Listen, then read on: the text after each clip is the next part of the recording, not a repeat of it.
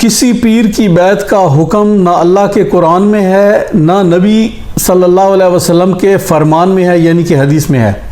یہ ہم نے خواہ مخواہ اپنے اوپر مسلط کر رکھا ہے۔ حضرت با یزید بستامی رحمۃ اللہ علیہ کا قول ہے، جس کا کوئی پیر نہیں اس کا شیطان پیر ہے۔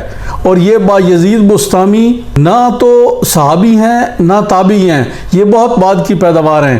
یہ 804 عیسوی میں پیدا ہوئے اور 874 عیسوی میں انتقال فرما گئے۔